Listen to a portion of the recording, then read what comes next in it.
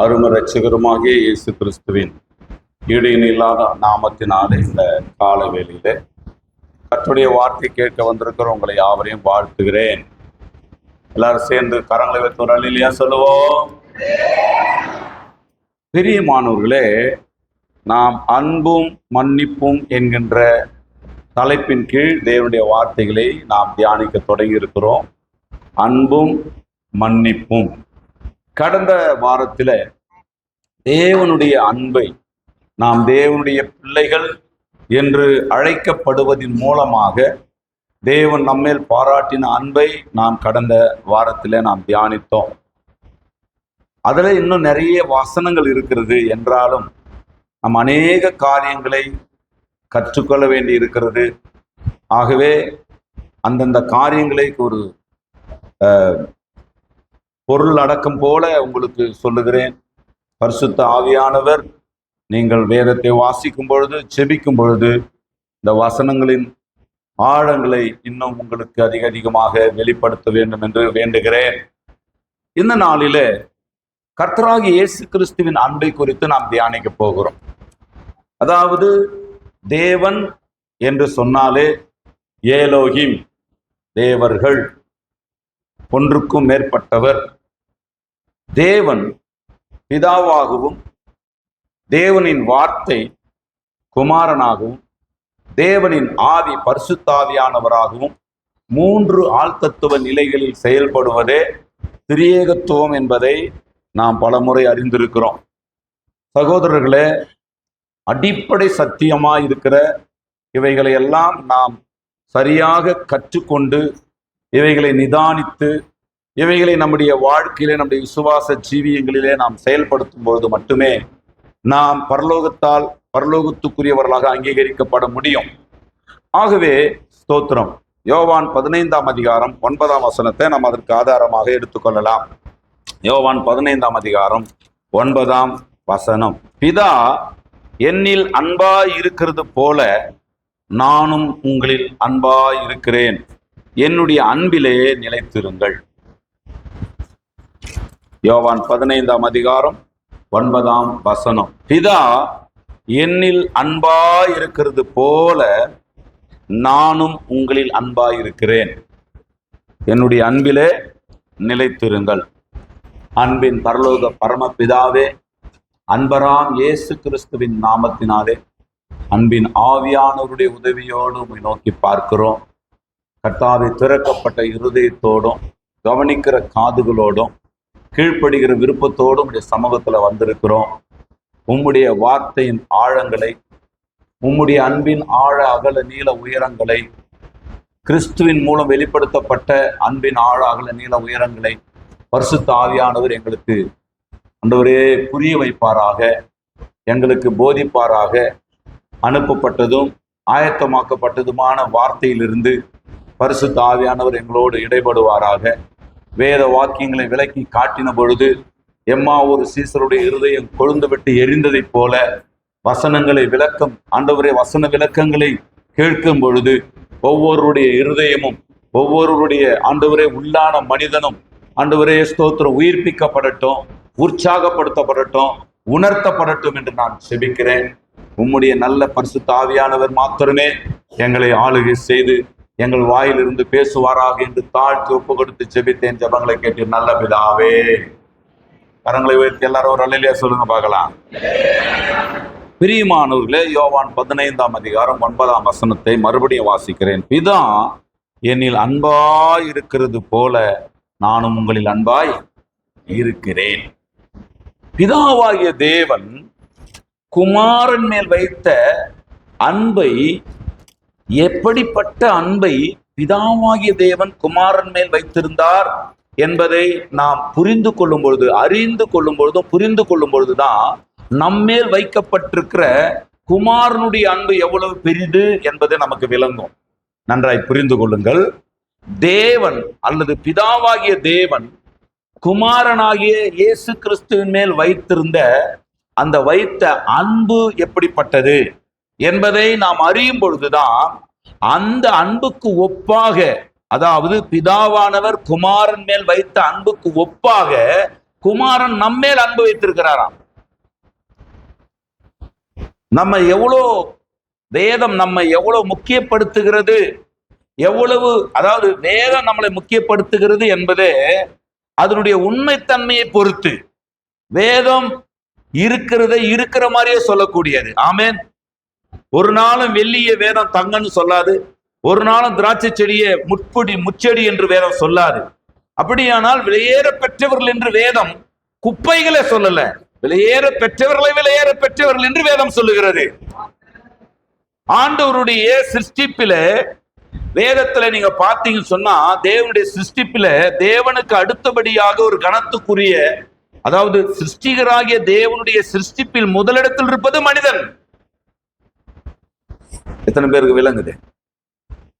தேவ தூதர்களை சிருஷ்டித்ததுண்டு, கேருபின்களை சிருஷ்டித்ததுண்டு, சேராபின்களை சிருஷ்டித்ததுண்டு, ஜீவன்கள், மற்றெந்த சிருஷ்டிகள், நம்முடைய அறிவுக்கு எட்டாத ஜீவன்கள் அல்லது ஸ்தோத்திர கர்த்தத்துவங்கள் என்ன எவ்வளவோ இருக்குது.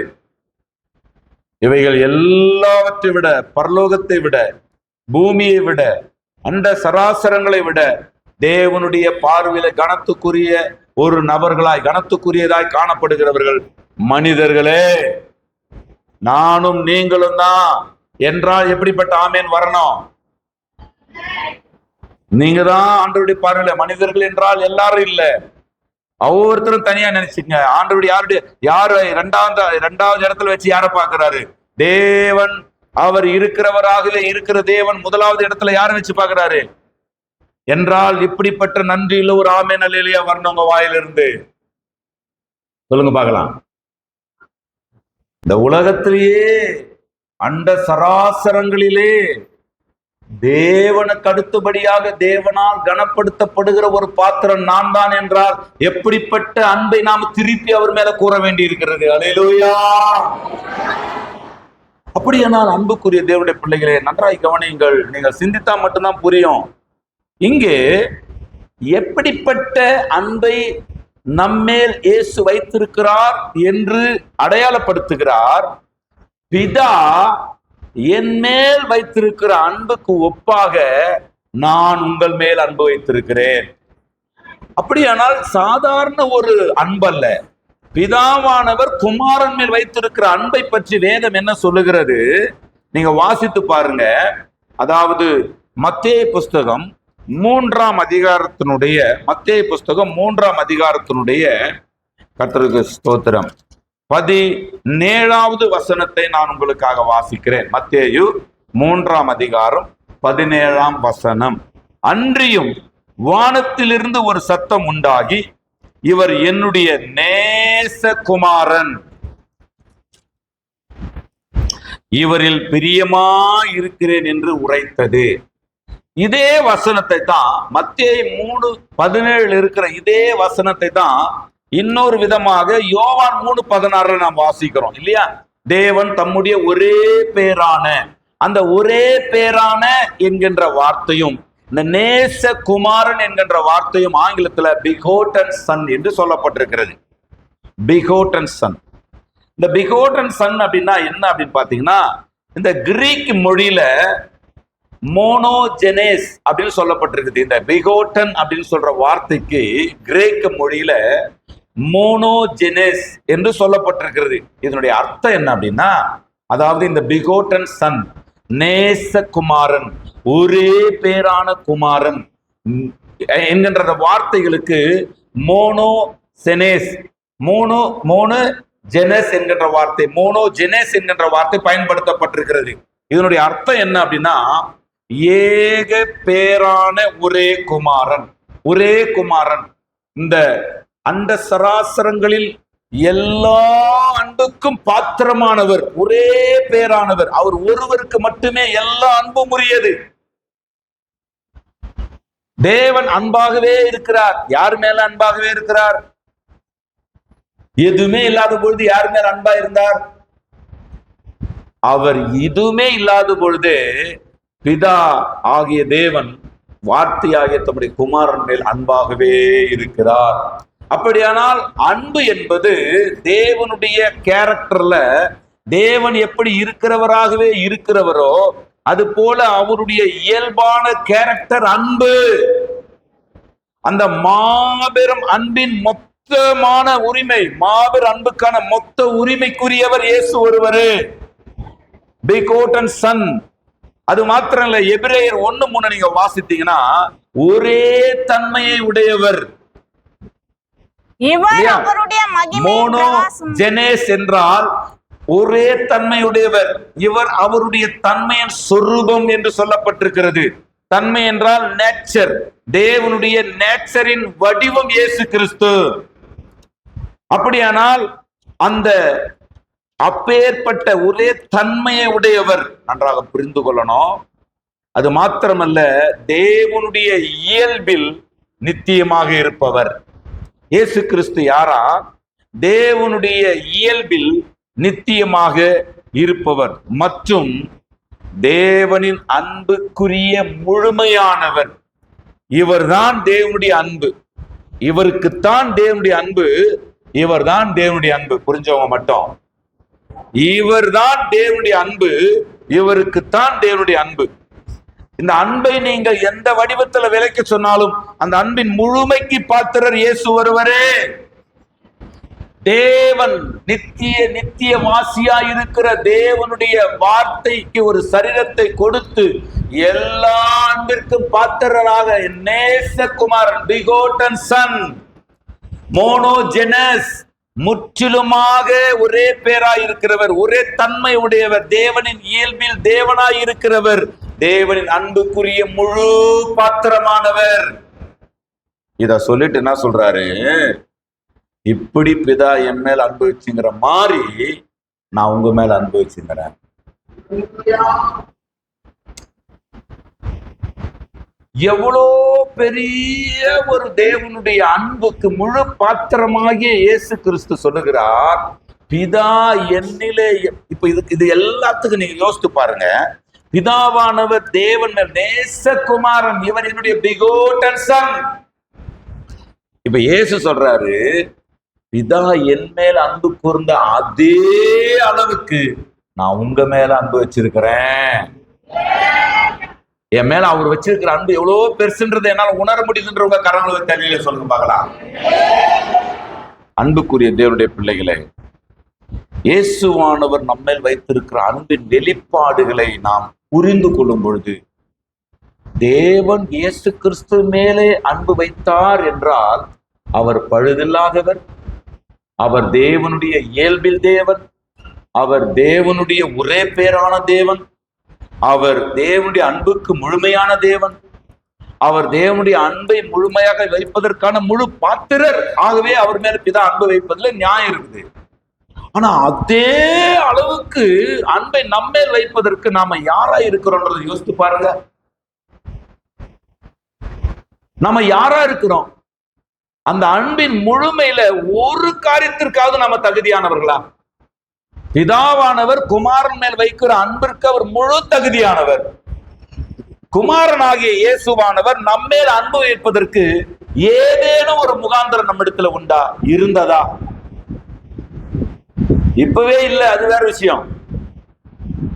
அப்படி இருக்கின்ற போதிலும் அந்த அன்பை, பிதாவானவர் இயேசு மேல் வைத்த அன்புக்கு ஒப்பான நிகரான அன்பை துளி கூட குறைக்காமல் அதே அன்பை ஒவ்வொரு மனிதன் மேலேயும் அவர் வைத்திருக்கிறார் என்றால், மனிதர்களை இயேசுவானவர் எவ்வளவாக நேசிக்கிறார் என்பதை உணர்ந்து பாருங்கள்.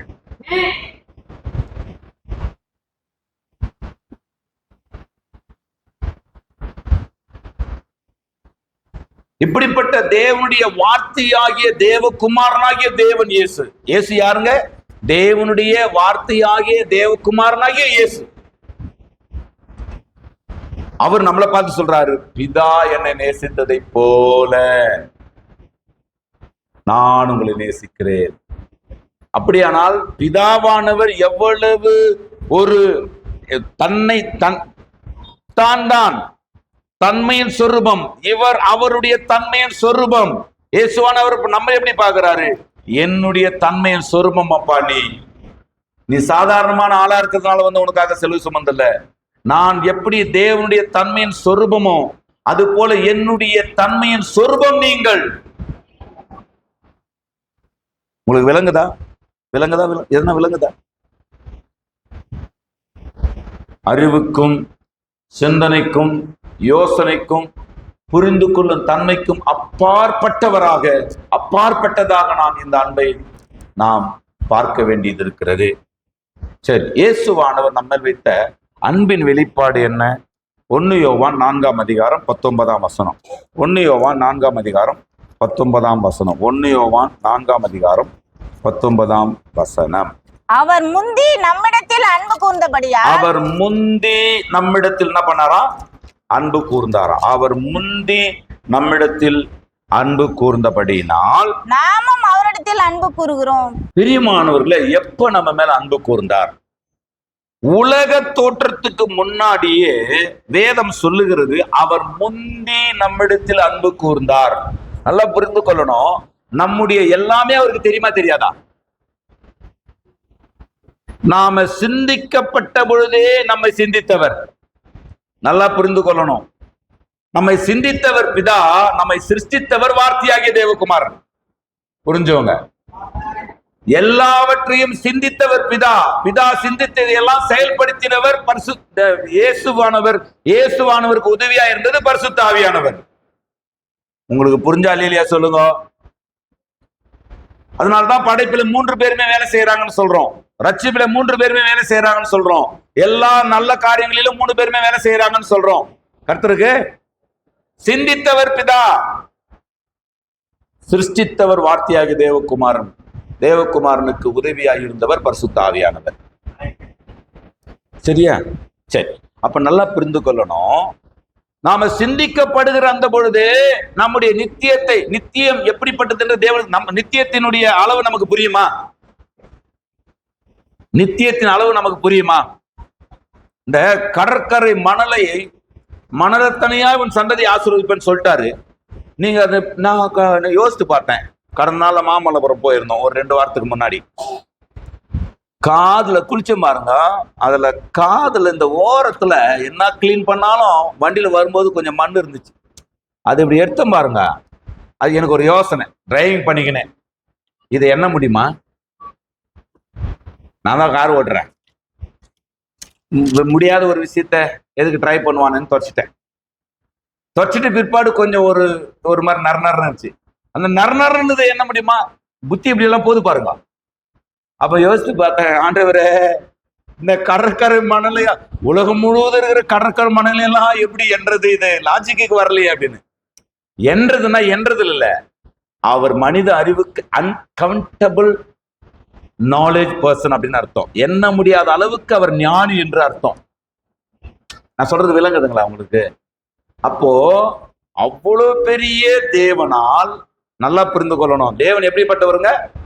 அறிவுக்கு எட்ட முடியாத ஞானத்தால் நிறைந்தவர். அதை புரிய வைக்கிறதுக்காக தான் கடற்கரை மணலத்தனையாக எண்ண முடியாத அளவுக்குன்றதுன்னு அர்த்தம். யாருக்கு எண்ண முடியாதத? நம்ம அறிவுக்கு எண்ண முடியாது. ஆனால் அவர் அறிவுக்கு அது எண்ண முடியுமா? முடியாதா? அப்படியானால் நித்தியத்தின் அளவுகள் அவருக்கு தெரியுமா தெரியாதா? அப்படியானால் நாம எங்க பிறப்போம், யாருக்கு பிறப்போம், என்னவா பிறப்போம், நெட்டையா இருக்குமா, கொட்டையா இருக்குமா, கருப்பா இருக்குமா, சிவப்பா இருக்குமா, நாம என்னெல்லாம் அக்கிரமணியம் பண்ணுவோம், நம்ம என்னெல்லாம் புண்ணியம் பண்ணுவோம், நம்ம என்னெல்லாம் நன்மை செய்வோம், என்னெல்லாம் தீமை செய்வோம், எல்லாருக்கும் தெரியுமா தெரியாதா? எத்தனை பேருக்கு புரியுது? எனக்கு என்ன பிடிக்குன்றவங்க கை தூங்க. எனக்கு என்ன இல்லை உங்களுக்கு இல்லையா? நான் உங்களை பார்த்து சொல்லுங்க, எனக்கு என்னை பிடிக்கும் என்று சொல்லுகிறவர்கள், எல்லா விதத்திலும் என்ன எனக்கு பிடிக்குன்றவங்க கை தூக்கி பார்க்கலாம். என்ன நினைச்சுன்னு கை தூக்குறீங்கன்னு நினைக்கிறேன். நான் பேசுற தமிழ் உங்களுக்கு கொத்தா? சோத்திரம் பிடிக்குமா? எல்லா விதத்திலும் என்ன எனக்கு பிடிக்குன்றவங்க கை தூக்கி பார்க்கலாம். பத்தியா? கர்த்தருக்கு நமக்கே நம்மளை பிடிக்கலனா கூட நம்மளை ரொம்ப பிடிச்சவர் இயேசு கிறிஸ்து.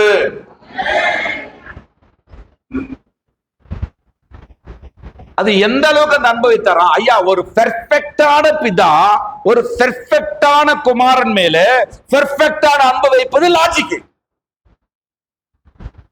நியாயம், தத்துவம், ஏற்றுக்கொள்ளலாம். ஆனா பிதாவின் பெர்ஃபெக்டா இருக்கக்கூடிய வார்த்தையாகிய தேவகுமாரன் பெர்ஃபெக்ட்னா என்னன்னே தெரியாத ஒரு சோத்திரத்தின் மேல பெர்ஃபெக்டா அன்பு வைக்கிறாருன்னா இது அவர் மேல வச்ச அன்பை விட பெருசா தெரியல. எனக்கு புரியுதுன்றவங்க. அதான் காலையில யோசித்தேன், காலையில் அதை எழுதலாமான்னு யோசித்தேன், எழுதாட்டு வாயில்னு வந்துச்சு. அது அவர் பேச வைக்கிறது.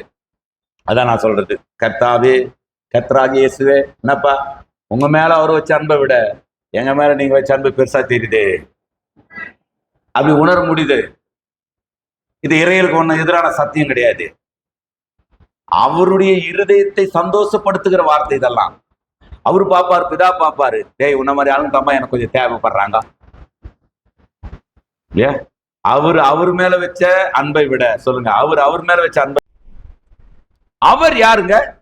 பிதாவாகிய தேவன். பிதாவாகிய தேவன் குமாரனாகிய இயேசு கிறிஸ்துவின் மேல் அன்பை வைப்பதற்கு குமாரன் யாரா இருக்கிறாராம்? முழு தகுதியானவராய் இருக்கிறாராம். அவரின் தன்மையாய் இருக்கிறாராம். அவரின் இயல்பில் அவராய் இருக்கிறாராம்.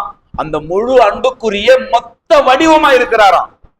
ஆனா இப்ப நீங்க உங்களை சிந்திங்க, அவராகிய பிதா குமாரன் மேல் வைத்த அன்பிற்கு குமாரன் முழு தகுதியானவர். ஆனா குமாரனாகிய தேவன் நம்ம மேல அதே அளவுக்கு அன்பை வைப்பதற்கு நாம் எவ்வளவு வேணும் தகுதியானவர்களா? எல்லளவு தகுதியானவர்களா? ஏதாவது ஒரு பக்கத்துல இந்த அன்புக்கு நம்ம பாத்திரவான்களா?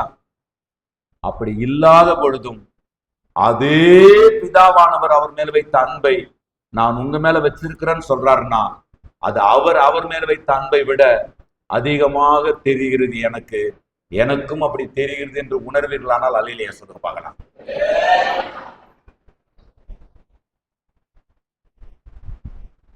உலக தோற்றத்துக்கு முன்னாடியே நல்லா புரிந்து கொள்ளணும். யோவான் 1:29 சொல்லுகிறது. யோவான் 1ஆம் அதிகாரம் 29ஆம் வசனம். யோவான் 1:29.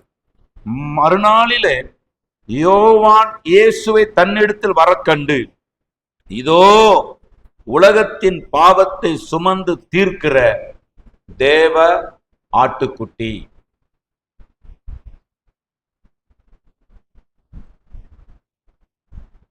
எப்பொழுது இந்த ஆட்டுக்குட்டி உலகத்தின் பாவங்களை சுமந்து தீர்க்க ஒப்பு கொடுத்தாராம்? எப்போ இந்த காரியங்களை ஒப்பு கொடுத்தாராம்? உலக தோற்றத்துக்கு முன்னாடியே அடிக்கப்பட்ட வண்ணமாயிருக்கிற ஆட்டுக்குட்டி. உலக தோற்றத்துக்கு முன்பாகவே அடிக்கப்படுவேன் என்பதை அறிந்திருந்த ஆட்டுக்குட்டியானவர். நல்லா புரிந்து கொள்ளுங்க, என்ன நடக்க போகிறது என்பதை தெரிந்த பிற்பாடு ஒரு காரியத்தை நீங்கள் நேசிப்பீர்களா என்றால் வாய்ப்பே கிடையாது. அதாவது யாரை நேசிப்பீங்க? பொதுவா யாரை நாம நேசிப்போம்? எதை நம்ம சூஸ் பண்ணுவோம்?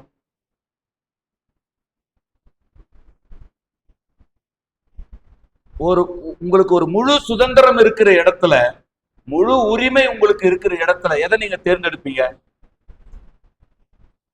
ஐயா, ஒரு மாங்கத்தோப்புல மாங்காய் பழம் இருக்குது, எந்த மாங்காய் பழத்தை வேண்டுமானால் நீங்கள் எடுத்துக்கொள்ளலாம் அப்படின்னு ஒரு வாய்ப்பு உங்களுக்கு கிடைக்குதுன்னா, அங்க அழகாக நேர்த்தியாக இருக்கக்கூடிய மாங்காய் பழத்தையும் நீங்க எடுத்துக்கொள்ளலாம். அப்படியே அழுவி போயிருக்கிற பாம்பும் கிளியும் அணிலும் கடிச்சு சொதலமா இருக்கிறதையும் நீங்க எடுத்துக்கொள்ளலாம். என்றால் எதை எடுப்பீங்க? இருக்கிறீங்களா? எல்லாரும் கரங்களை உயர்த்தி ஒரு ஸ்தோத்திரம் பண்ணுங்க, ஒரு அல்லேலூயா சொல்லுங்க பார்க்கலாம். நீங்கள் முடிவை எடுக்கக்கூடிய எல்லா இடங்களிலேயும் உங்களுக்கு எதை நீங்கள் தேர்ந்தெடுக்கிறீர்கள் என்றால் நல்லதைத்தான் தேர்ந்தெடுப்பீர்கள். கரெக்டா? சரி, தவறான ஒன்றை நீங்கள் தேர்ந்தெடுப்பீர்களா? வாய்ப்பு இருக்குதா? சரி, தவறான ஒன்றை தேர்ந்தெடுத்துட்டீங்க, மறுபடியும் ஒரு வாய்ப்பு கிடைக்குது, அந்த தவறை சரிப்படுத்தி கொள்ளலாம். தோட்டத்திலிருந்து வெளியே வரதுக்கு முன்னாடியே நீங்கள் தேர்ந்தெடுத்த தவறான பழத்தை நீங்கள் மாற்றிக் கொள்ளலாம் சொன்னா என்ன பண்ணுவீங்க? அந்த தவறான பழத்தை மாற்றி வேறொரு பழத்தை எடுப்பீங்க.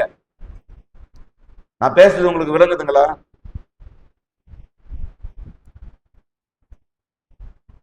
இன்னொரு வாய்ப்பு கிடைச்சிச்சுடான்னு சொன்னா நம்முடைய நண்பர்களை நாம இப்ப இருக்கிற நண்பர்களை தேர்ந்தெடுப்போமா? இன்னொரு வாய்ப்பு கிடைச்சா இப்ப இருக்கிற அந்த பெற்றோரை தேர்ந்தெடுப்போமா? இன்னொரு வாய்ப்பு கிடைச்சா இப்ப இருக்கிற வீட்லயே நீங்க இருப்பீங்களா? திடீர்னு கவர்மெண்ட் வந்து எல்லாருக்கும் 1 கோடி ரூபாய் கொடுக்குறேன்னு சொல்லுதுன்னு வச்சுக்கோங்க. அல்லேலூயா சொல்லுங்க. நான் 1 கோடி ரூபாய் வாங்கிக்கணும் இப்ப இருக்கிற வீட்டுல அது வீடு கட்டுறதுக்காக 1 கோடி ரூபாய் கொடுக்குறேன்னு சொல்றாங்க. இல்ல நான் இப்ப இருக்கிற வீடு நான் அந்த வீட்டுல தான் இருப்பேன்றவங்க யாராவது இருந்தா கை தூக்கி பார்க்கலாம். இல்ல நான் கவர்மெண்ட் எனக்கு 1 கோடி ரூபாய் வீட்டுக்குன்னு கொடுத்தா நான் இப்ப இருக்கிற வீட்டை உன்னை இடிச்சு வேற மாதிரி கட்டுவேன், இல்ல வேற ஒரு இடத்துல இடத்த வாங்கி கட்டுவேன்றவங்க கை தூக்கி பார்க்கலாம். ஒண்ணு இல்ல, யாராவது 2 கோடி ரூபாய் கொடுத்தீங்கடானா இந்த சர்ச்சை நான் இடிச்சுட்டு வேற மாதிரி கட்டுவேன்.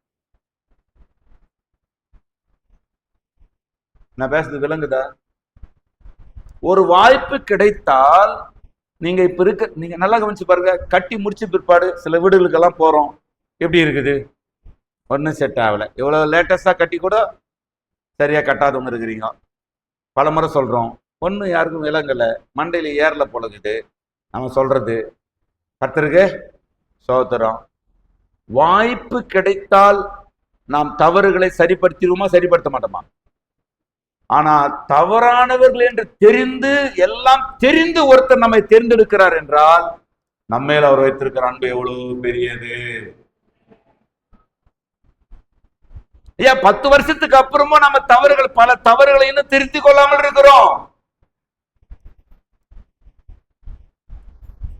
அவர் நம்ம மேல வைத்த அன்பு மாறாம இருக்கிறதே தவிர எதிர்பார்ப்பும் குறையல. அன்பு குறையல, எதிர்பார்ப்பும் குறையல. 20 வருஷத்துக்கு அப்புறமும் கசப்பு அனுபவங்களோடு வாழ்ந்து கொண்டிருக்கிறோம். நம்ம எப்படி தொடர் போதையில வரும் இதெல்லாம். இந்த ஆழத்தை ஏன் சொல்றோம், இந்த பேசை ஏன் போடுறோம்னா, இப்படி அவர் என்ன சொல்றாரு, பிதா குமாரன் மேல் அனுபவித்தாராம், குமாரன் இயேசுவின் மேல் அனுபவித்தார், நம்ம மேல அனுபவித்தாராம், நாம ஒரு அன்பா இருக்கணுமா? கத்துவோம், குதிப்போம், ஆணும் ஊங்கணும், மேலே கீழே குதிப்போம். இருக்குதா இல்லையாங்க அனுபவம்?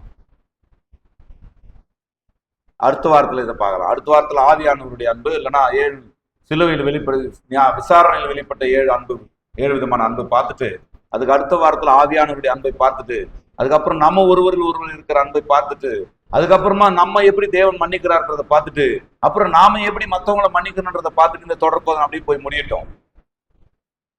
எத்தனை பேருக்கு விளங்குது இப்பவே? இயேசு நல்லவர். அன்புக்குரியவர்களை நல்லா கவனிங்க. எல்லைகளை கடந்து அவர் மனிதர்களை நேசிப்பது அறிவு கெட்டாத அன்பு. அறிவுக்கே எட்டல. பவுல் அப்போஸ்தலன் எபேசியர் 4ஆம் அதிகாரம் 18-19 வாசிங்களேன். எபேசியர் 4ஆம் அதிகாரம் 18-19 வாசிங்க. அவர்கள் புத்தியில் அந்தகாரப்பட்டு தங்கள் இருதய கடினத்தினால் தங்களில் இருக்கும் அறியாமையினாலே தேவனுடைய ஜீவனுக்கு அந்நியராய் இருந்து உணர்வில்லாதவர்களாய் 5:3-18-19 சகல பரிசுத்தவான்களோடும் கூட கிறிஸ்துவினுடைய அன்பின் அகலமும் நீளமும் ஆழமும். நல்லா புரிஞ்சுங்க. எல்லாருக்கும் இந்த பாரம் வரணும், எல்லாருக்கும் இந்த தாகம் வரணும். ஐயா, இந்த சபையில் இருக்கிற எல்லோருக்கும் எனக்குள்ள என்ன பாரம் இருக்குதோ, தேவன் அழைத்த தன்னுடைய ஊழியக்காரனுக்கு என்ன பாரத்தை கொடுக்கிறாரோ, என்ன தெளிவை கொடுக்கிறாரோ, அது அந்த அழைப்புக்கு அவர் பரிசுத்தத்துக்காக ஜெபம் பண்ணும் பொழுது ஆண்டவர் சீசர்களுக்காக மாத்திரம் ஜெபம் பண்ணல, இவர்கள் நிமித்தம் என்னை விசுவாசிக்கிறவர்களுக்காக வேண்டிக் கொள்கிறேன் என்று சொல்லுகிறார். அப்படியானால் நம்ம ஒரு பாரத்தை தேவன் ஊழியக்காரனுக்கு கொடுத்தா அது ஊழியக்காரனுக்கு மட்டுமே சொந்த மார்க்கத்துக்காக கொடுக்கப்படுவதல்ல, ஒவ்வொருத்தருக்கும் அந்த பாரம் புரிய வைக்கப்பட வேண்டும் என்று தான் ஊழியக்காரன் இருக்கான தவிர, தேவன் உங்களுக்கு கொடுக்க வேண்டிய பாரத்தை ஊழியக்காரன் மூலமாய் கொடுக்கிறார் என்று நீங்கள் எடுத்துக்கொள்ளணுமே தவிர ஊழியக்காரனுக்குரிய பாரமாக மட்டும் பார்த்து விடக்கூடாது. இந்த காரியங்களை நமக்கு தேவன் சொல்லுவதற்கு நமக்கு ஒரு வேலையாளை, நமக்கு ஒரு ஊழியனை தேவன் வைத்திருக்கிறார் என்பதை நீங்கள் புரிந்து கொள்ளணும்.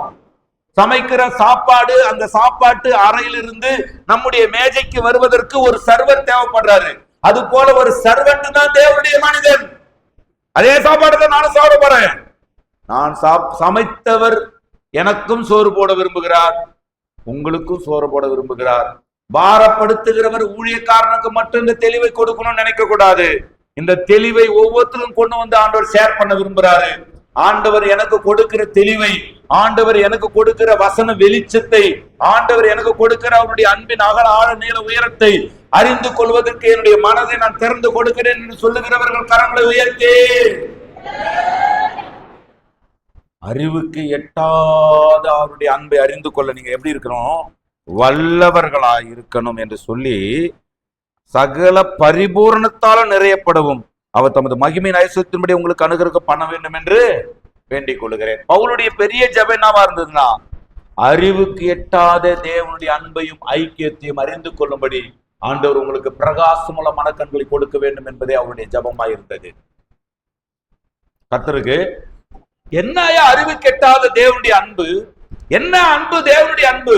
இயேசுவானவர் மனிதர் மேல் வைத்திருக்கிற அன்பின் அளவை நீங்கள் புரிந்து கொள்ள முற்படுவீர்களானால் அது அறிவுக்கு எட்டாதது. எப்படி அறிவுக்கு எட்டாதது? நல்லா யோசித்து பாருங்க. என்ன நடக்க போகுதுன்றது உலக தோற்றத்துக்கு முன்னாடி அவருக்கு தெரிஞ்சிருச்சு. அது அவர் ஆகும் பொழுதே அவருக்கு எல்லாம் தெரிஞ்சிருச்சு. எத்தனை பேருக்கு புரியுது? ஆள் தத்துவமாக்கப்படும் பொழுது, அது என்கின்ற ஆள் தத்துவ நிலையில் இருந்த அந்த வார்த்தைக்கு ஆள் தத்துவம் என்கிற தேவகுமாரன் என்கிற நிலை வரும் பொழுது அவருக்கு எல்லாம் தெரியும். சிலுவை தெரியும், பாடுகள் தெரியும், அவமானங்கள் தெரியும், அவர் நிந்திக்கப்பட போகிறார் என்பது தெரியும். நீங்க நல்லா கவனிங்க. நாமெல்லாம் ஆள் தத்துவமாக்கப்பட்டது எதற்காக? வல்லமையிலிருந்து நாமெல்லாம் ஆள் தத்துவமாக்கப்பட்டது எதற்காக? குமாரரும் குமார்த்திகளுமாய் இருப்பதற்காக. நித்தியத்திலே நாம் எதற்காக தீர்மானிக்கப்பட்டோம்? நித்தியமாகிய தேவனால் நித்தியமாய் வாழ்வதற்காக. நித்தியத்தில் வாழ்வது என்பது சாதாரணமா மகிமை, மாட்சிமை, சொல்லி முடியாத சந்தோஷத்தை அனுபவிப்பதற்காக நாம சிருஷ்டிக்கப்பட்டோம். ஆனால் அது அவரானது சந்தோஷத்திற்காக அல்ல, சிலுவைக்காக, அவமானங்களை சகிப்பதற்காக, பாவிகளை நேசிப்பதற்காக, கரங்களை கட்டி நிற்பதற்காக, முகத்திலே காய் துப்பப்பட்டாலும் அவருடைய தன்மையை வெளிப்படுத்தாமல் தாழ்மையை வெளிப்படுத்துவதற்காக. உலக தோற்றத்துக்கு முன்னாடியே நடக்கும். ஒருத்தருக்கு என்ன நடக்க போகுதுன்னு தெரிஞ்சிச்சுன்னா, அது யாரால நடக்க போகுதுன்னு தெரிஞ்சிச்சுன்னா, அது யாருக்காக நடக்க போகுதுன்னு தெரிஞ்சிச்சுன்னா நீங்க அவங்கள நேசிக்க முடியாது. பிரியமானவர்களே, நல்லா யோசித்து பாருங்க. நான் உங்களுக்கு துரோகம் செய்வேன் என்று உங்களுக்கு முன்னாடியே தெரிஞ்சா நீங்க என்ன நேசிப்பீங்களா? நான் பேசுறது உங்களுக்கு புரியுதா? நான் உங்க பணத்தை கொள்ளடிக்க போறேன்னு தெரிஞ்சா, அல்லது நான் கொண்டு போய் கிணத்துல உங்களை தள்ள போறேன்னு தெரிஞ்சா நீங்க என் கூட வருவீங்களா? காயின் தன்னை கொல்லுவான் என்று ஆபேல் அறிந்திருந்தால் காயினோடு அவன் வயல்வெளிக்கு போயிருப்பானா? சிந்தியுங்கள். என்ன செய்வோன்னு தெரியாமல் இருக்கிறதுனால ஒருவேளை நாம ஒருத்தரை நேசிப்பதற்கு நாம கொஞ்சம் தான் நேசிக்கிறோம் மற்றவங்களை. நாம மற்றவர்களை நேசிப்பது மிக மிக மிக மிக குறைவு. அந்த மிக மிக மிக கூட குறைவு ஏன் நேசிக்கிறோம் சொன்னா, அவங்களை பற்றி நமக்கு முழுசா தெரியாததுனால.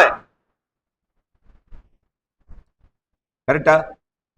முழுசா இவங்க நம்மளை கொண்டு போறாங்க, இவங்க நம்மளை சிலுவையில் அறைய போறாங்க, இவங்க நம்மளை அவமானப்படுத்த போறாங்க, இவங்க இந்த டேட்ல, இந்த வருஷத்துல, இந்த காலகட்டங்கள்ல இந்த மக்களுக்காக, இன்னாருக்காக இப்படி எல்லாம் நம்முடைய தாடிகள் பிடித்து இழுக்கப்பட போகிறது. மாம்சத்தின் வழிகள் மாம்சத்திலேயே இருக்கிற இயேசுவுக்கு தெரியுமா தெரியாதா? ஐயா, நான் பேசுறது உங்களுக்கு புரியுதா? என் வழிகளை உங்களால் புரிந்து கொள்ள முடியுதா? எல்லாமே தெரிந்த பிற்பாடு பிதா வைத்த அன்புக்கு ஒப்பான அன்பை நம்ம மேல் வைத்தார் என்றால் எவ்வளவு பெரிய அன்பு நம்ம மேல் அவர் வைத்திருப்பது. அறிவுக்கு எட்டாத அன்பு. 99% நன்மை செய்துட்டு ஒரே ஒரு விஷயம் ஒருத்தருக்கு பிடிக்காத நீங்க செஞ்சு பாருங்க, அவர்களுடைய கேரக்டர் என்னன்றது வெளிப்படுத்திடுவாங்க. நீங்க 99 முறை அவங்க சொல்ற வேலையை செஞ்சுட்டு ஒரே முறை அவங்க சொல்ற வேலையை நீங்க செய்யாம போய் பாருங்க, அவர்களுடைய கோபத்துக்கும் வெறுப்புக்கும் எரிச்சலுக்கு நீங்கள் ஆளாவீர்கள். ஆனா என்ன நடக்க போகுதுன்றது உலக தோற்றத்துக்கு முன்னாடி தெரிந்த பின்னாடியும், உலக தோற்றத்துக்கு முன்னாடியே உங்களுக்கு சைக்காலஜி தெரியுங்களா? நாம இன்னைக்கு சாவ போறோம்னு தெரிஞ்சிச்சுனா ஒண்ணும் இல்லை, வியாழக்கிழமை சாயங்காலம் 8 மணிக்கு நீங்க சாவ போறீங்கன்னு தெரிஞ்சிச்சு. இன்னைக்கு தெரிஞ்சிச்சுன்னு வைங்களேன், இந்த 4 நாள் நீங்க எப்படி இருப்பீங்க தெரியுமா? யாராவது பிரியாணி சாப்பிடுவீங்களா? வியாழக்கிழமை 8 மணிக்கு நீங்க சாவ போறீங்க, அப்படி வச்சுக்கோங்க. அபசகுனமா பேச நினைக்காதீங்க. சிலதை புரிய வைக்கணும்னா சிலர் கடினமா பேச வேண்டியிருக்குது. நமக்கு நடக்க போறது என்னன்றது தெரிஞ்சுட்டா நமக்கு நிம்மதியா தூங்க முடியுமாங்க? நிம்மதியா தூங்குவீங்களா? ஜாலியா பேசுவீங்களா யார்கிட்டயாவது? இந்த தூக்கு தண்டனை கைதிகள்லாம் இருக்காங்கல்ல, 10 நாளைக்கு முன்னாடியே தூக்கம் வராது அவங்களுக்கெல்லாம். 10 நாளைக்கு முன்னாடியே அவங்கெல்லாம் புலம்ப ஆரம்பிச்சிருவாங்களாம். அந்த நாள் நெருங்க நெருங்க அவங்க பயங்கரமா கத்த ஆரம்பிப்பாங்களாம். என்ன நடக்க போகிறது?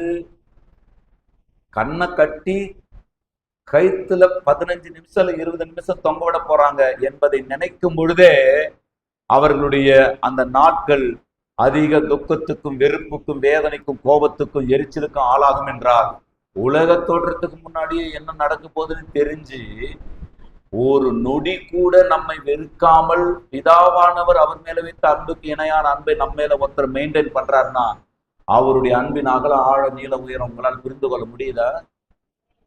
புரிந்து கொள்ள முடியுதா? எத்தனை பேருக்கு புரியுது? இவ்வளோ பெரிய அன்பை சொல்லிட்டு சொல்றாரு, நீங்கள் ஒருவர் அன்பாய். எதுங்க கோச்சிக்கினீங்க? ஏங்க அவங்க கூட பேசுறதில்ல?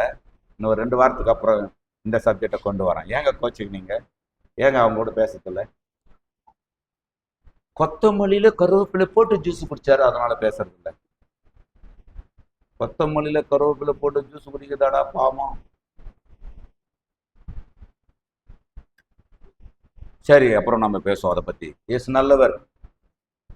உலகத்தில் வருவதற்கு முன்பாகவே, உலக தோன்றுவதற்கு முன்பாகவே இயேசுக்கு என்னெல்லாம் நடக்க போகுது இயேசுக்கு தெரியும். என்ன நடக்கணும் தெரியும். அது யாரால் நடக்கும்? யாரால் நடக்க போகுது? அது யாரால் நடக்க போகுது? யாரால் நடக்க போகுது? என்ன நடக்க போகுதுங்க? என்ன நடக்க போகுது? அவமானம், சிலுவை, நிந்தை, கொடூரம், கொடுமைகள். அடுத்த வாரம் 7 விசாரணை பற்றி பேசும்போது நான் அதை உங்களுக்கு இன்னும் கொஞ்சம் தெளிவா பேசுறேன். இவ்வளவு நடக்க போகுது. யாரால் நடக்க போகுது? தன் முழு யாரால் நடக்க போகுது? யாருக்காக நடக்க போகுது இல்ல, யாரால் நடக்க போகுது, யாருக்காகன்றது அடுத்த பாயிண்ட். யாரால் நடக்க போகுது? இவ்வளவு கொடுமை யார் படுத்த போறது? அவரை தேவனுடைய தன்மையின் ஒரே பேரா இருக்கிறவர் இவர் என்று பிதாவானவர் அன்பு கூர்ந்தார் பத்தீங்களா? அவர் தான் இவரை நொறுக்க போறார். அவரை பாடுகளுக்கு உட்படுத்த போவது யார்? அவர் தான் இவரை நொறுக்க போறாரு. அவர் தான் இவரை பலியாக்க போறாரு. அவர் தான் இவரை சுகந்த வாசனையா கொடுக்க போறாரு. அவர் தான் இவரை கிருபாதார பலியாக ஏற்படுத்த போறாரு. அவர் தான் இவரை கைவிட போகிறார். யாருக்காக? என்ன நடக்க போகுது? யாரால் நடக்க போகுது? யாருக்காக நடக்க போகுது? யோசித்து பாருங்க. எனக்காக, உங்களுக்காக. நீங்க யாரு? நான் யாரு? ஒரு விதத்துல நான் யாரு? எண்ணப்படுவதற்கு நம்ம எம்மாத்திரம்? யோசித்து பாக்குறீங்களா? நம்முடைய எந்த நம்ம பெற்றவர்களே சில நேரங்களில் நம்மளை வெறுக்கிற அளவுக்கு நம்ம வாழ்க்கை இல்லை. நமக்கே நம்ம மேல வெறுப்பு வர அளவுக்கு நம்ம வாழ்க்கை இல்லை. நான் பேசுறது விலங்கல? கர்த்தருக்கு நாம பெத்த பிள்ளைகளே சில நேரம் நம்ம கூட பேசாம போயில்ல. நாம பெத்த பிள்ளைங்களோட நம்ம பேசாம போயில்ல. இந்த உலகத்துல இந்த மாதிரி ஒரு ஃப்ரெண்ட் இல்ல அப்படின்னு நம்ம நினைக்கிற எத்தனை ஃப்ரெண்டுங்க உடஞ்சு போய் கிடக்கு தெரியுமா? இந்த மாதிரி ஒரு அண்ணன் தம்பியை நான் பார்க்கவே முடியாதுங்க அப்படின்னு சொன்ன எத்தனை பேர் இன்னைக்கு வருஷ கணக்கில் பேசாம இருக்கிறாங்க தெரியுமா? அப்படியானால் நன்றாக கவனித்து பாருங்க. நம்மேல யாருக்காக என்ன நடக்குதுன்னு அவருக்கு தெரிஞ்சது, யாரால் நடக்க போகுதுன்னு தெரிந்தது, யாருக்காக நடக்குதுன்னு தெரிஞ்ச பின்னாடியும் நல்லா புரிந்து கொள்ளுங்க, எல்லளவும் யாருக்காக நடக்க போகிறது என்பதை தெரிந்த பின்னாடியும் எல்லளவும் நம்மேல் வைத்த அன்பை அவர் மாற்றாமல் நித்தியமாய் உலக தோற்றத்துக்கு முன்னாடி இருந்தே அவர் இருக்கிறார் என்றால், அறிவுக்கு எட்டாத இந்த அன்பை பெற்றவர்களாய் இருக்கிற நாம் எவ்வளவு பேர் பெற்றவர்கள், எவ்வளவு பாக்கியவான்கள். கிறிஸ்துவின் அன்பு முழுமையாய் நம்மேல், கிறிஸ்துவின் அன்புக்கு நாம் முழு பாத்திரவான், ஒரு துளி பாத்திரவான் அல்ல, ஆனா கிறிஸ்து நம்மை முழு பாத்திரவான்களா நினைத்து இன்றும் அன்பு கூறுகிறார். நாளைக்கும் அன்பு கூறுவார், என்றும் அன்பு கூறுவார். முடி நம்ம போய் பரலோக சேர்ந்து அவர் அது என்கிற நிலைக்கு மறுபடியும் திரும்ப மட்டுமான அன்பு தொடரும். புரிஞ்சவங்க மட்டும் கரங்களை உயர்த்தி சத்தமா வர்ணிக்க முடியாத கொடுமைகளாம்.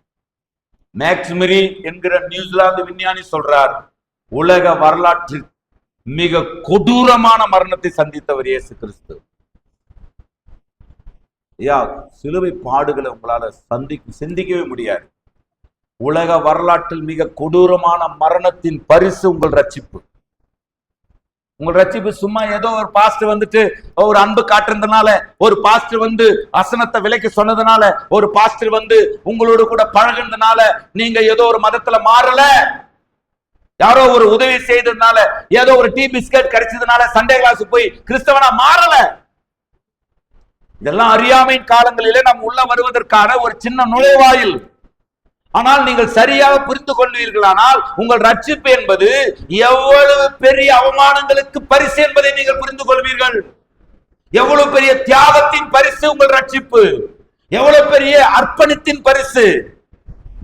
பிலிப்பியர் 2ஆம் அதிகாரம் 6ஆம் வசனம் முதல் 8ஆம் வசனம் வரை நீங்கள் வாசித்தீர்கள் என்றால் நேரில் வீட்டுல போய் வாசிங்க. வர்ணிக்க முடியாத கொடுமைகள், வேதனைகள், சித்திரவதைகள், அவமானங்கள், தியாகங்கள், கஷ்டங்கள், இவைகள் எல்லாம் எபிரேயர் 12:2 இயேசுவுக்கு முன்பாக இருந்தது. அவர் தனக்கு முன்பாக இருந்த சந்தோஷத்தின் பொருட்டு அவமானத்தை எண்ணாதிருந்தாராம். அவருக்கு முன்ன ஏன் தன்னை தாழ்த்தினார்? எங்க தாழ்த்தினார்? இயேசு தன்னை முதல்ல தாழ்த்தினது எப்போ? நாம ஆவிகளாய் சிருஷ்டிக்கப்படுவதற்கு முன்பாகவே நமக்காக தன்னை தாழ்த்தினவர் இயேசு கிறிஸ்து. இருக்கிறீங்களா? எனக்கு காலையில் ஒரு பெரிய பெருமை வந்துச்சு. ஏசப்பாவுக்காக பிரசங்கம், ஏசப்பாவுக்காக ஊழியம் செய்யறதுக்கு எனக்கு தெரிஞ்சது. ஐயோ இதை தியானிக்கும் போது என்ன வந்துச்சுன்னா, ஒரு 1000 உலகத்தின் அதிபதியாகனா என்ன சந்தோஷம் வரும்? 1000 உலகத்துக்கு உங்களை அதிபதியாக்கனா, சர்ச்சு முடிஞ்சு வீட்டுக்கு போறீங்க, முதலமைச்சர் வந்து உங்க வீட்டாண்ட என்னுடைய முதலமைச்சர் பதவி உனக்கு நான் நாளைக்கு மாத்திரன்னு சொல்றாரு, எப்படி இருக்கும்? இருக்காத? 1000 உலகத்தின் அதிபதியானால், மரணமே இல்லாத 1000 உலகத்தின் அதிபதியை விட ஒரு மூலையில கிராமத்துல இயேசுவை பிரசங்கிக்கிற ஒரு ஊழியக்காரன் பரலோகத்துல அதிக பாக்கியவானா இருப்பான். உலகத்தின் ஜனாதிபதி என்று காலர் தூக்கி விட்டு 5 வருஷத்துக்கு அப்புறமா ஒருத்தர் மண்ணுக்கு போறதை விட தேவனுடைய வேலை எவ்வளவு சிந்திக்க ஆண்டவரே எவ்வளவேனும் தகுதி இல்லையே, ஆண்டவரே நான் எவ்வளவேனும் தகுதி இல்லையே, ஒரு துளி கூட தகுதி இல்லையே. ஆனா அந்த பிதாவின் அன்பை குமாரன் மேல் வைத்த அந்த அன்புக்கு ஒப்பான அன்பை நீங்க என் மேல வச்சிருக்கிறீங்கன்னா, மரணத்தை விட மிக வலிமையானது இயேசு நம்மேல் வைத்திருக்கிற அன்பின் அளவு. ஏன் ஆமேன் சொல்லல? சத்தமா சொல்லுங்க வாலி பிள்ளைங்கெல்லாம். இதெல்லாம் புரிஞ்சா உங்களுக்கு எவ்வளவு பெருசா தெரியுது. இயேசு பெருசா தெரிறாரா? செல்போன் பெருசா தெரியுதா? இயேசு பெருசா தெரிறாரா? செல்போன் பெருசா தெரியுதா?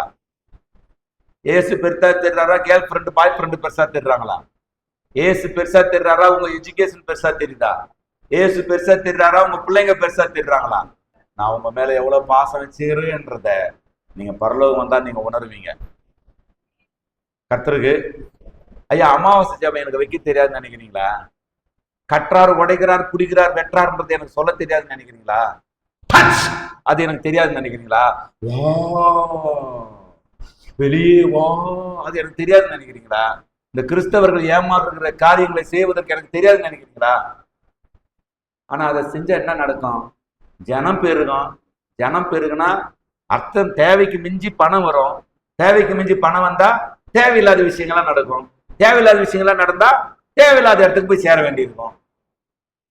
கர்த்தருக்கு அதான் சொல்றது, நாங்க வளர்ற அளவுக்கு எங்களுக்கு வளர்ச்சி இருந்தா போதான்றது. நான் வளர்ற அளவுக்கு ஊழியம் வளர்ந்தா போதும். அதுக்கு மேல வளர்ந்துச்சுன்னா அதை எப்படி சேர்த்துன்னு தெரியாம போயிட்டோம். எத்தனை பேருக்கு விளங்குதுன்னு புரியல? விளங்குதா? புரியுதான்னு கேட்கிறாரு. புரியுதுனால தானே வரோம். புரியுதுனால வரன்றீங்க. அடுத்த முறை அந்த கேள்விக்கு பதில் கேட்டா சொல்ல மாட்டேன்றீங்களா? அப்ப புரியுதான்னு கேட்கறது நியாயம் தானே?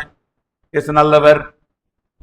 அவர் தன்னை வெறுமையாக்கினது. பிலிப்பியர் புஸ்தகத்துக்கு நீங்க வாங்க. பிலிப்பியர் புஸ்தகத்துல என்னெல்லாம் நடந்திருக்குது பாருங்க. உலக தோற்றத்துக்கு முன்னாடியே தேவனுக்கு சமமா இருப்பதே அவர் எண்ணலையாம். தேவனுக்கு நான் சமமானவர் என்று இன்னும் இயேசு கிறிஸ்து நினைக்கவே இல்லை. இன்னைக்கு வரைக்கும் நினைக்கல, நாளைக்கு நினைக்க மாட்டாரு, என்னைக்கும் நினைக்க மாட்டாரு. தேவனால் தேவனே என்று சொல்லப்பட்ட பிற்பாடும் தேவனுக்கு சமமானவர் என்கின்ற எண்ணம் இல்லாதவர் இயேசு கிறிஸ்து. அந்த எண்ணம் அவருக்கு இல்லாமல் இருப்பது என்னை வைத்த எண்ணம். எத்தனை பேருக்கு விளங்குது? எப்பா, நான் தேவனால் தேவனே என்று சொல்லப்பட்டுட்டாலும் நான் தானப்பா உன்னுடைய ரோல் மாடலு. மாம்சத்தில் வந்த என்னைத்தானே நீ பார்க்க போற. மாம்சத்தில் வந்த நான் தானே ரட்சிப்புக்கான முழு வெளிப்பாடு. பிதாவானவர் அறியப்படாத ஆள் தத்துவமா இருக்கிறபடினாலே அறியப்படக்கூடிய விதத்தில் வெளிப்படுத்துகிற நான் தானே உன்னுடைய ரட்சிப்பு. பிதாவின் நீதியாக நீ மாற வேண்டுமானால் நான் பிதாவின் நீதி என்பதை நீ பார்த்தாதானே அது முடியும். ஆகவே நான் தேவனுக்கு சமம். ஆனா நான் தேவனுக்கு சமன்றதை நான் சொன்னா ஒருவேளை உனக்கு எங்க கொம்பு முளைச்சிருமோன்னு சொல்லிட்டு தேவனுக்கு சமமானவர் நமக்கு கொம்பு முளைக்க கூடாதுன்றதுக்காக தன்னை தேவனுக்கு சமமாக இனி வரைக்கும் நினைக்கல, எனக்கு நினைக்க மாட்டேன். இதெல்லாம் புரிஞ்சு கொள்ற அளவுக்கு ஐயா, இதை புரிஞ்சு கொள்ற அளவுக்கு எனக்கு கொஞ்சம் மூளை இருக்குதுன்றவங்க மட்டும் கரங்களை வைத்து தள்ளியிலே சொல்லுங்க பார்க்கலாம். இல்ல, மூளை இருக்கிறவங்க இதை புரிந்து கொள்கிற அளவுக்கு கொஞ்சம் சிந்திக்கிறவர்கள் மாத்திரம் சத்தமா வைத்து வழியிலே சொல்லுங்க பார்க்கலாம். சரி, பைபிள் சரியா இருந்தா என்ன புரிஞ்சிச்சு சொல்லுங்கன்னு இருப்பேன். இது பிரசங்கன்றதுனால வாய்ப்பு இல்லை, அதனால தப்பிச்சிட்டீங்க. ஏசு நல்லவர். சிரிக்கிறாங்க பின்னாடி உட்காந்து சிலர்லாம் சிரிக்கிறாங்க. ஐயோ, இப்ப தச்சுட்டா நாத்திகாம பிரசங்கமா இருக்கிறதுனால நம்ம தச்சுடியே அப்படின்னு. சரி, இருக்கட்டும். பைபிள் ஸ்டடியில உங்களை மாட்ட வைக்கிறேன். ஜாலியா இருங்க, ஒரு மாதிரி சீரியஸா இருக்கு. ஜாலியா இருக்கு. ஏசு நல்லவர். சிரிக்கூடாதா? பிரசங்கத்துல போய் பாச சிரிக்கிறாரு. முறைச்சா மட்டும் ஏத்துக்கிறீங்க, சிரிச்சா ஏத்துக்கூடாது. கர்த்தர் நல்லவர். ஐயா, இந்த நடந்த இந்த பிலிப்பியர்ல நடந்தது எல்லாமே அவர் தன்னை தாழ்த்தினது எங்க? வெறுமையாக்கினது எங்க? அடிமையின் ரூபம் எடுத்தது எங்க? அவர் மனுஷ சாயலானது எங்க? அவர் சிலுவையின் மரண பரியந்தம் கீழ்ப்படிந்தவராகி அங்க தொடங்கினாரு. கீழ்ப்படிய பரலோகத்துல உலக தோற்றத்துக்கு முன்னாடி கீழ்ப்படிய தீர்மானித்தாரு. முடிகிற வரைக்கும், மரணம் வரைக்கும் தன் ஆவியை மறுபடியும் தன்னுடைய எல்லா பூமிக்குரிய ரட்சிப்பின் திட்டத்தையும் முடித்து பரலோக பிதாவிடத்தில் தன்னுடைய ஆவியை ஒப்பு கொடுக்கிற வரைக்கும் அவர் கீழ்ப்படிந்தார். இப்பொழுதும் கீழ்ப்படிந்திருக்கிறார், எப்பொழுதும் கீழ்ப்படிந்திருப்பார். என்றால் யாருக்காக இந்த பெரிய தியாகம்? யாருக்காக இந்த கொடுமை? யாருக்காக இந்த அர்ப்பணிப்பு? யாருக்காக இந்த தியாகம்? யாருக்காக நடந்துச்சுன்னு நினைக்கிறீங்க? யாருக்காகவோ இல்லை. நீங்க உங்களை பார்த்து சொல்லுங்க, எனக்கு அவ்வளோ நேசிக்கப்பட்டறையா ஆண்டவர்? அவன் அவ்வளவு நேசிக்கிறாராப்பா, அவ்வளோ நேசிக்கிறியா, அவ்வளோ நேசிக்கிறாரா? அதனால்தான் ஒரே பாவம் செஞ்ச லூசிபரை தள்ளி விட்டவர் ஓயாம பாவம் செஞ்சாலும் உன்னை மாத்தம் நினைக்கிறாரு தவிர உன்னை கைவிடலையா? ஒரு 24 மணி நேரம் ஒரு பெர்ஃபெக்டா ஒரு 24 மணி நேரம் தேவன் எதிர்பார்க்கிற ஒரு வாழ்க்கையை நீங்களும் நானும் வாழ முடியுதா? யோசித்து பாக்குறீங்களா? எடுத்த தீர்மானத்துல நீங்க உறுதியா இருந்தீங்களா? இந்த நாளின் அதிகாலை வேலையில் ஜபத்துல உண்மையா இருந்தீங்களா? இந்த நாள்ல வாசிக்க வேண்டிய ஜபத்துக்கு வேத வாசிப்புக்கு நீங்க முக்கியத்துவம் கொடுத்தீங்களா?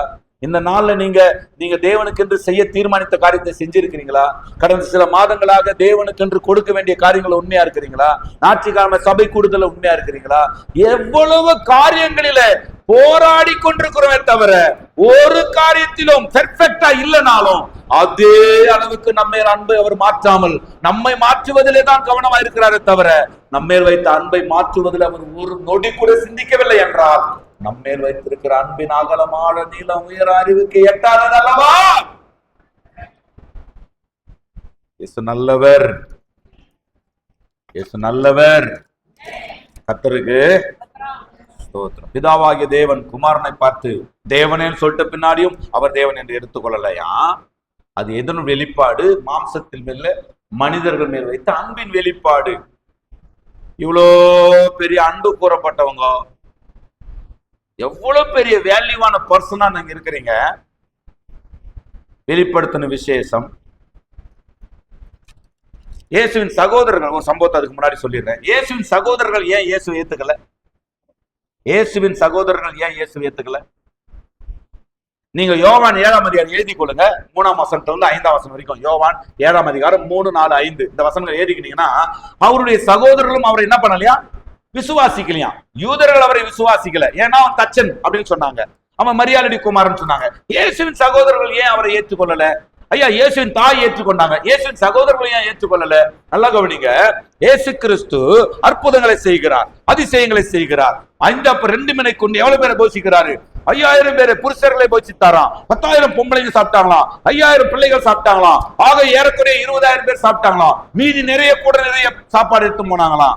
யார் கேள்விப்படுறது? இத இயேசுவின் சகோதரர்கள் கேள்விப்படுறாங்க. இவங்களுக்கு கோபம் வருது. இயேசுனுடைய அற்புதத்தை கேட்டு இவங்களுக்கு இயேசு மேல பக்தி வரல, கோபம் வருது. ஏன் சொல்லுங்க? பட்டினியா பல இரவுகள் நம்ம படுத்த பொழுது இந்த அன்னங்காரன் ஒரு அப்பத்தை 4 பேரா 5 பேரா 8 பேரா பிட்டு கொஞ்சம் கொஞ்சமா சாப்பிட்டு தண்ணி குடிச்சிட்டு பத்தமே, அன்னைக்கு இந்த ஒரு அப்பத்தை எடுத்து இந்த 5 பேருக்கு சோத்த போட்டாரா இருந்தாலும் இன்னைக்கு 5000 பேருக்கு போடுறாரா?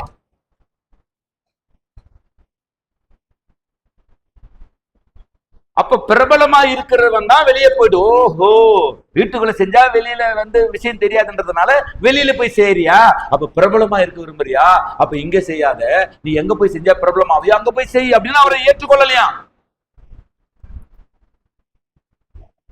KLD எர்வின் என்கிற ஒரு வேதாகம வரலாற்று ஆசிரியர் சொல்லுகிறார், தன்னுடைய இயேசுவின் வாழ்க்கை முறை என்கிற புத்தகத்தில், சேம் லைக் ஜீசஸ் என்கின்ற புத்தகத்துல சொல்றாரு, இயேசுவானவர் 12வது வயதில் அவருடைய தகப்பன் மரிக்கிறார். 12வது வயதிலிருந்து அவருடைய 30வது வயது வரைக்கும் ஏறக்குறைய 18 ஆண்டுகள் பல இரவுகள் அவர் பட்டினியா தூங்கினாராம்.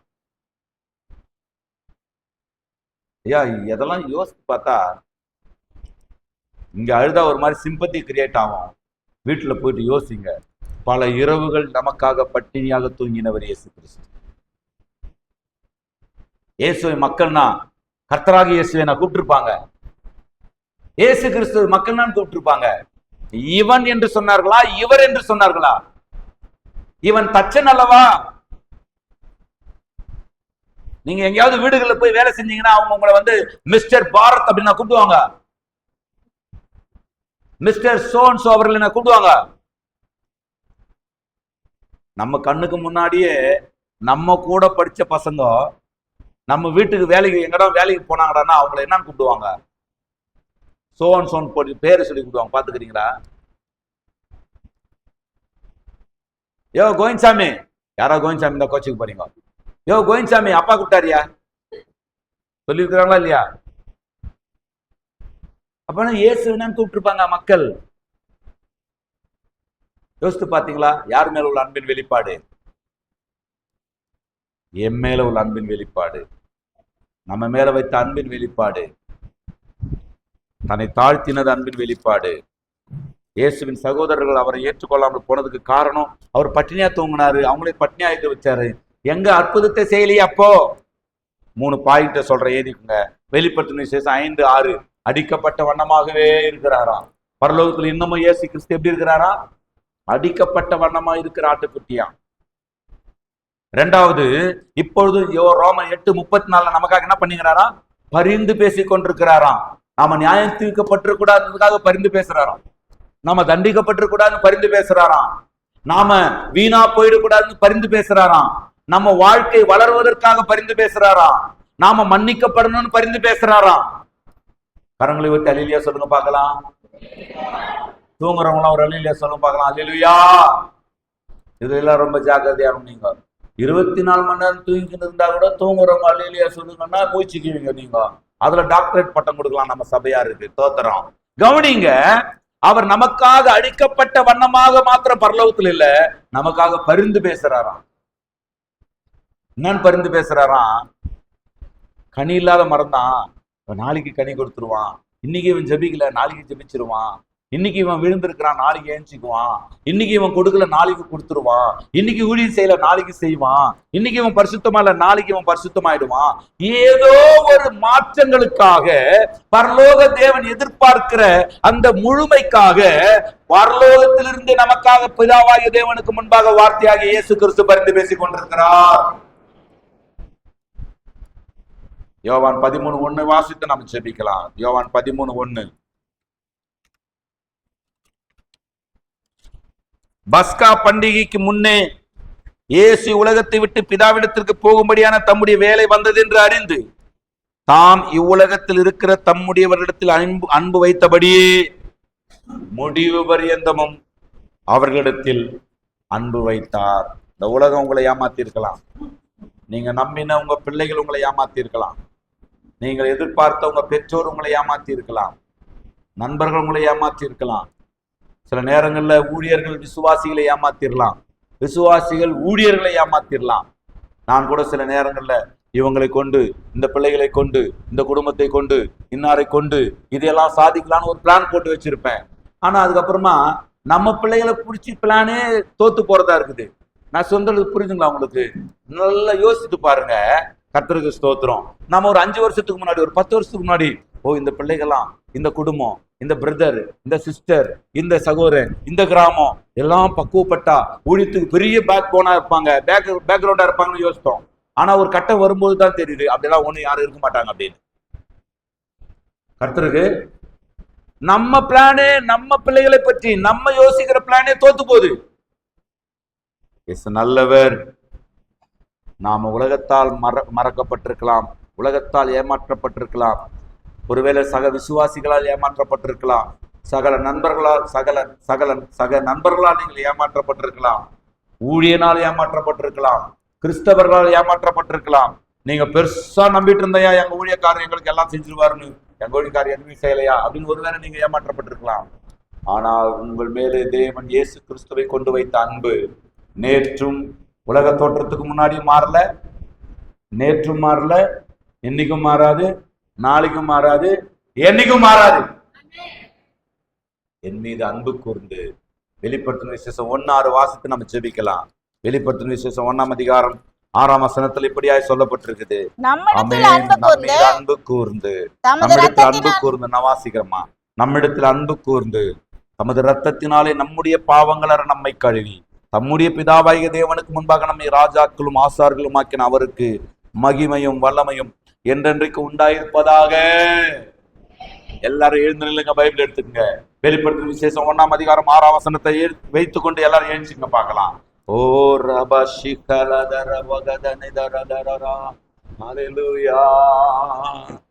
வெளிப்படுத்தும் விசேஷம் 1ஆம் அதிகாரம் 6ஆம் வசனம் எல்லாம் வாசிக்க போறோம், சத்தமா வாசிக்க போறோம். எல்லாரும் எடுத்துக்கொள்ளுங்க. வெளிப்படுத்தும் விசேஷம் 1ஆம் அதிகாரம் 6ஆம் வசனம். ஆமென். நம்மிடத்தில் அன்பு கூர்ந்து தமது இரத்தத்தினாலே நம்முடைய பாவங்களற நம்மை கழுவி தம்முடைய பிதாவாகிய தேவனுக்கு முன்பாக நம்மை ராஜாக்களும் ஆசாரியர்களும் ஆக்கிற அவருக்கு மகிமையும் வல்லமையும் என்றென்றைக்கு உண்டாயிருப்பதாக. ஆமென். சத்தமா சொல்லுங்க, ஆமென். கண்களை மூடி ஜெபிக்கலாம். என் மீது அன்பு கூர்ந்து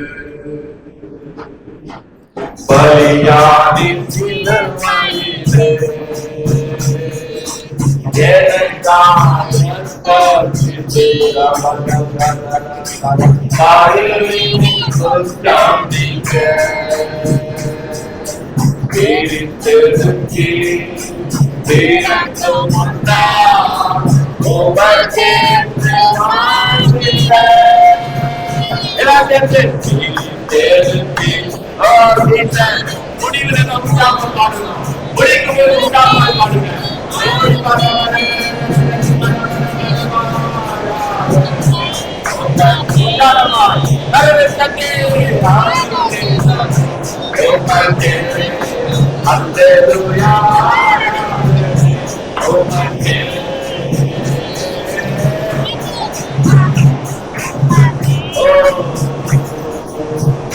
என் மீது அன்பு கூர்ந்து எனக்காக ரத்தம் சிந்தினீரே, பிதாவாகிய தேவனுக்கு முன்பாக எங்களை மாற்றற்றவர்களாய் நிறுத்த வல்லமை உள்ளவரே,